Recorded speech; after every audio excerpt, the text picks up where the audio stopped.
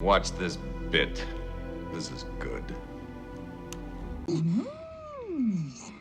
Hello, welcome to another video, and today I'm talking about Kotaku, which seems to be having the death knell call for it.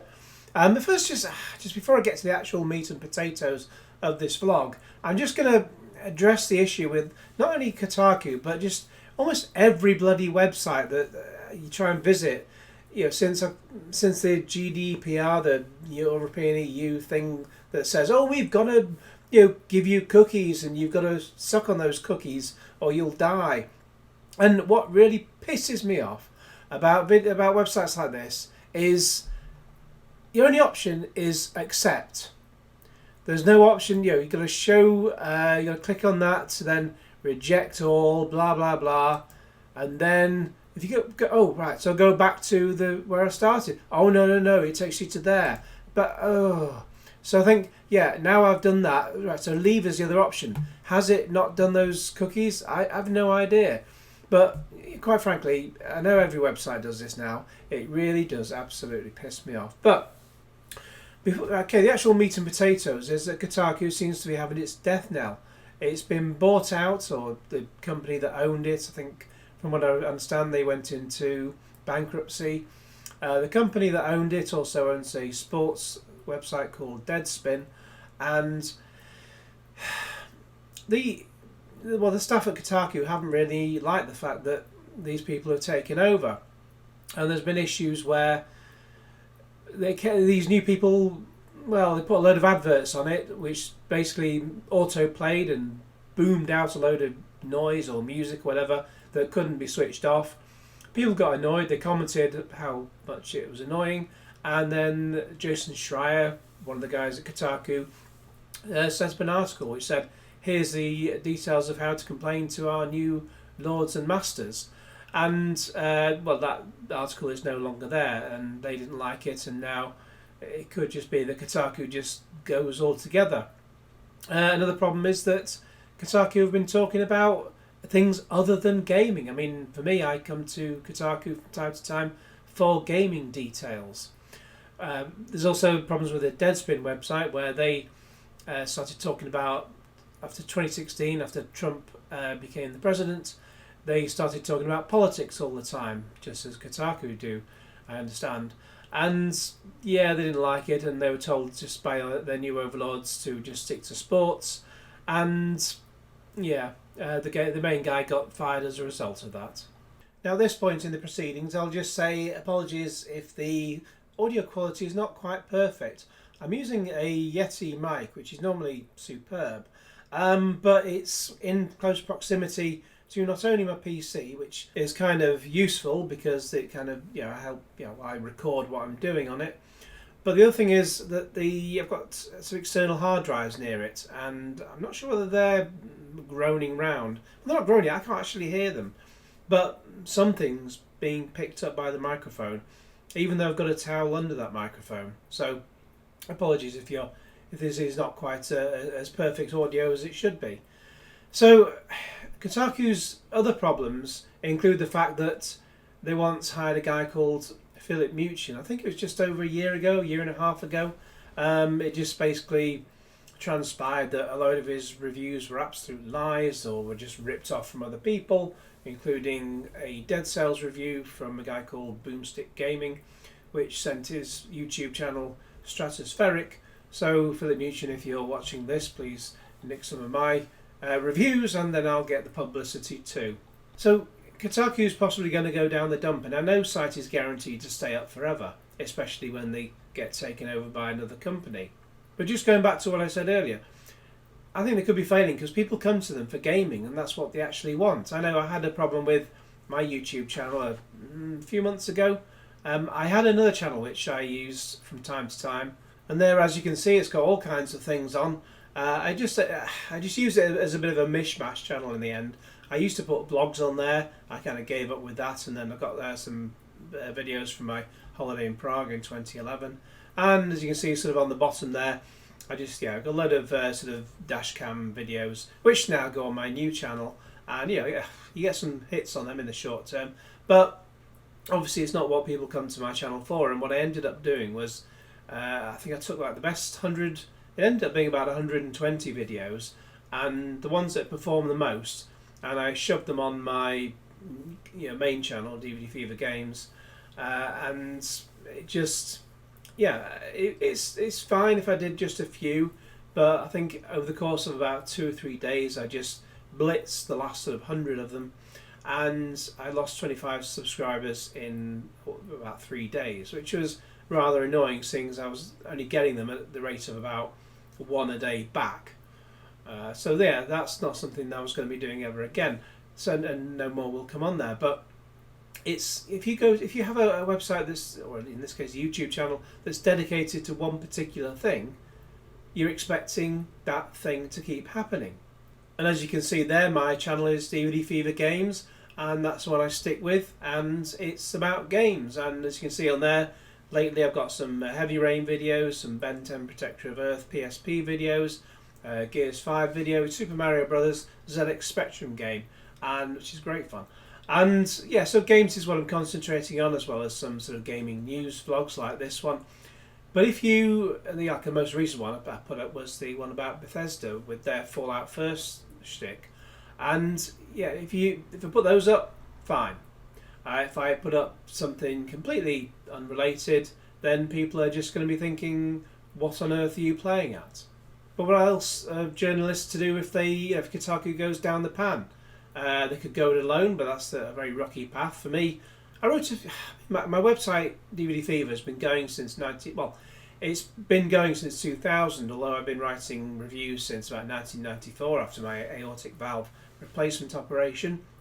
So it's been like 25 and a half years of me doing this, which is more than half my lifetime. But in terms of what I've done outside of that, I mean, I wrote a few articles in the mid-90s for the superb home cinema choice, including some DVD reviews and also a complete list of all the widescreen videos available at that time. That was a fun list to put together, and something I kept up to date anyway before they actually published it in there, especially as videos in their original widescreen ratio was something that was only really getting into its stride around the mid-90s. I also did an article for Home Entertainment. I think it was Home Entertainment. So Future Publishing anyway, but further ones would have required me to sign a contract, and there's a whole load of legalese in that contract, and basically if I'd signed the contract, they translated into English, it would have meant that they could have just changed anything in my reviews, they'd not credit me, not even pay me, and I would have been beholden to that, and people were signing it, and so I wasn't prepared to sign that, because what's the point in spending all that time doing something if you're not going to get paid anything for it? He says, making this video knowing I'll get like a few pence out of it. Thank you, Mr. YouTube. Along the way, what I also did was I wrote some reviews for Blu-rays in 2011, I think it was, for another website. I can't remember what the name of it is. I've been trying to look it up, but I can't find it. And looking back in my emails, but my emails don't really, well, some emails go back even further, but I cannot find out where I've put these particular emails, because they're from that long ago. But it's the same website that's now known as What Culture. I wish I could remember what they're called, but the editor, he asked me to write some reviews, or I think I sent about 2 or 3 reviews to him, and he just said, "Oh, they're not right." And I said, "Well, what's not right about them? I mean, I've been writing reviews, since Jesus was a lad. What's the problem with them?" "Oh, they're just not right." And God knows what his problem was, but he was clearly an absolute cock-end. That's all I can say. And I wish I could find his name, but who cares? But they're now known as What Culture, and it's just turned into a pile of clickbait shite. They really are. And as you can see from this this is another stupid website that, ads help run this site, blah blah blah, continue using site. It doesn't even give me a choice to get rid of the cookies. It's just information that may be used. Well, fuck them. I'm not clicking on all that shit. So click on right for us, because I looked up this earlier on, and what I was looking for seems to have disappeared. But it was just, they had some stuff which was, is it still there? No. There we go. Ah, brilliant. Obsessed with film. Obsessed with being a fucking twat. That's what they were, basically. Absolute waste of time. Let's go to the team. Are they... Let's have a look. Matt Holmes. Is that him? Yep, there we are. It must be him, Matt Holmes. He was down as the editor, so it must have been him at the time. I can't find the emails now, which is rather a shame. And there we go, yeah, Matt Holmes. Quite why I forwarded the email to myself with the word test, I don't know. But yeah, I can't find the email, sadly, but he just didn't give any reasons why the reviews were problematic. I think he just basically must have commissioned them and then just decided not to. And this is the problem. They ask you to do things and you do them, and then they just decide they don't want them, and then you've completely wasted your fucking time. And you end up dealing with cunts like him. And absolute waste of time. And as you can see, the website's just turned into a pile of clickbait shite. And they just have shitty articles like, 8 biggest unconfirmed rumours about 2020 movies. Only a real Sheldon fan will get 100% on this Big Bang Theory quiz. Call of Duty Modern Warfare, 10 reasons why it's the best Call of Duty in years. 9 reasons why cheese is better than bricks. Who gives a shit? It's just absolute bollocks, websites like this. And this is seemingly apparently what also Kotaku has bowed down to in order to get clicks. As you saw from the About Us page, they've now got 10 million people reading them. Well, 10 million people... 10 million, are they really reading it, or are they just clicking on it and then realising, they regret it like that, curry they had last night, and now they're trying to get rid of it, and you're just trying to get rid of the horrible aftertaste, and it just stays with you. It stays with you. It's like herpes. It just stays with you. Obsessed with film and now what culture is like herpes. It's never going to go away. You can scrub and scrub and scrub and scrub as much as you like, but you will never, ever, ever, ever, ever get clean. Yeah? Also, in about 2002, 2001, 2002, I was doing original PlayStation reviews for City Life in Manchester, which is a spin-off, or was a spin-off. I'm not sure if it's still going anymore, but it's certainly long since become a shadow of its former self. But I think I was doing some reviews for them, and I was getting a whole £6 each time, which I think got taxed, so I got about £5 per review. Again, a bit of a waste of time. But then the guy commissioning them turned into a complete arsehole, and I've just figured they were just dropping gaming reviews, and that's why they weren't commissioning them anymore. And when I just happened to read it again sometime later, I was clearly right. But at the time, I just couldn't get a straight answer out of them. There was I won't name any names, but there was a woman there who was fantastic, and then she left to go and do something in London, and so I was just left with this one guy, and he just turned into a complete knobber, and pretty much that was the end of that. So if Kotaku does disappear down the plug hole, then it's because they just produce rubbish, or they produce things that people don't want to read, and they just should get back to gaming, because people go to them for gaming, which is, as I say, why I've stopped doing the other kinds of things on my website. Well, okay, I'll occasionally put the dashcam videos on because it's a one-off thing. It gets a ton of hits, and I quite enjoy them. But outside of that, I'll just stick with the gaming stuff. I do some movie stuff as well from time to time, but it's gaming where the hits seem to be, so that's what I'll do. Alternatively, if the people, it's very, very sad when people do lose their jobs, and I hope no one does, in relation to Kotaku, but if they do, then the other option is get a real job, one where you have to talk to the public on a regular basis, even in a retail job, which I've done those before, including working in a restaurant. That's probably the worst job I've ever had in my life. Working in a restaurant, because people try and tell you that the food is a bit rubbish, and it's not cooked right or whatever, it tastes not right, and you can't argue with them. It's not like you can sort of point at it and then eat part of it and say, oh no, it tastes perfectly fine because I don't really want to cook it again.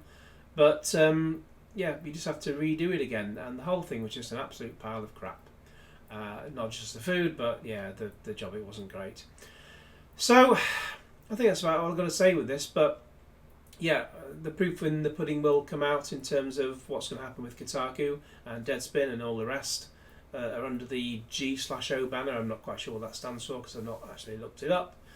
But if you're actually still watching this video now, then instead of GO, do hashtag GTO, which is the fantastic Sunita song from the 80s. Because she had a GTO everywhere she went. A GTO would go, and the 16-year-old me would quite happily go anywhere with Sunita, quite frankly. 15-year-old me, I think, at the time. I would have let her do anything to me at 15. That would have been absolutely fantastic. That would have been right up my street. Her and Samantha Fox. You probably don't really want to hear this because I'm now rambling. But anyway, without any sort of saying why, I've asked you to put that in the comments. Just put hashtag GTO, and I will know you got to the very end. In the meantime, please like this video and share it with your friends and subscribe if you haven't already. Oh, and click on the little bell to get all the notifications, because then you'll get notified when all the notifications happen because I've uploaded a new video. Yes, thank you. In the meantime, please, I was going to cue Genesis, but I don't need to please cue Genesis because I will cue Genesis myself, purely by my own hand. I'm not saying what else I do with my hand, but and let's just stop there. Cue Genesis.